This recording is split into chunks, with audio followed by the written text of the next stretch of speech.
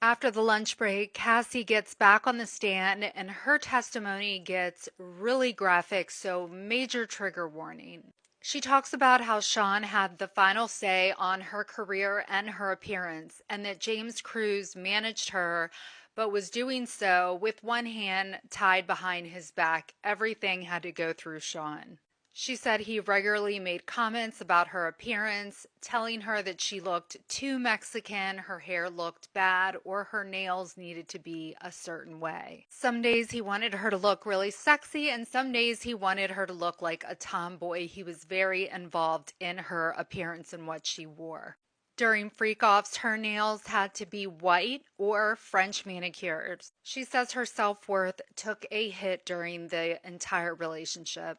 She says Sean would lash out by taking her electronics, cars, and other possessions. He would take the car away, the house, jewelry. The physical things didn't matter. I just wanted his approval. She testified that he had guns in safes in multiple homes in his New York, Los Angeles, Miami, and New Jersey homes. These safes also contained cash, jewelry, and videotapes. She even testified about one of the times that her and Sean were in the middle of a freak off and someone told him that Suge Knight was close by at a diner in LA and how he got dressed, packed up, and they all headed to go look for Suge Knight. She talked about Sean's voyeurism fantasy, where he described it as a fantasy he had where he would want to see her having intercourse with another man while he watched. She says she agreed to do these things because she didn't want to upset him. I loved him. I didn't want him to think I thought anything bad of him. She says, I felt pretty horrible about myself. I felt disgusting. I felt humiliated. I didn't have the words to show how horrible I felt. I couldn't talk to anyone about it. She recalled drinking alcohol and taking ecstasy rugs the first time having intercourse with a sex worker for Sean's entertainment. I was so high I didn't feel much. Did this really happen to me? I didn't know what was going to happen after that, if we were going to do it more frequently. I said yes to more. I didn't want to make him upset or angry.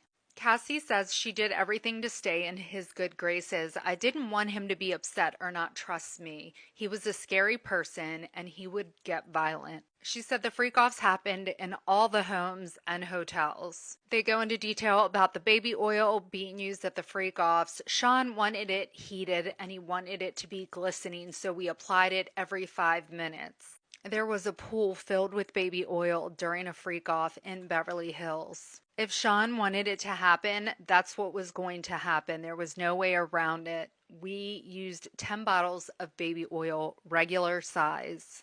Cassie said she was expected to participate in freak-offs even when it was that time of the month, resulting in blood getting all over the furniture. Cassie says that Sean had an escort urinate on her during an encounter because it was a turn on for him.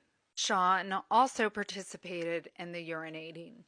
I just felt humiliating. It was disgusting. It was too much. I choked. I didn't want to be doing that. I was in a position I couldn't easily get out of. I eventually put my hands up. Sean saw and told him to stop. I was choking. There was too much urine in my mouth. Sean urinated on me at the same time. Cassie had to use several websites to find escorts across the country. Some of the pages they used were Craigslist, Backpage, and Service Cowboys for Angels. She would show Sean the photos. If he was interested, he would tell her. If not, he would say no, ask for someone else. But he always had to approve the escort. Cassie said she would question the legality of the escorts online, and Sean would ask to see them to see if they were cops. They said that the workers were paid anywhere between $1,500 to $6,000. She testified that to get through the freak-offs, she would use marijuana, ketamine, or shrooms, whatever rugs were available. She says, I couldn't imagine myself doing any of that without having some sort of buffer. She said there were times where she became ill and Sean would tell her to keep going. She said I would actually vomit, and when I got sick during a freak off, he would encourage me to get up and continue on with it. They asked her, "What would you do after an escort finished on you?" She said Sean would usually want me to put it on his body in the next room. Did you do that? Yes. Where? Usually on his nipples. Remember, this trial is not being televised. Make sure you're following me. I will be posting updates daily.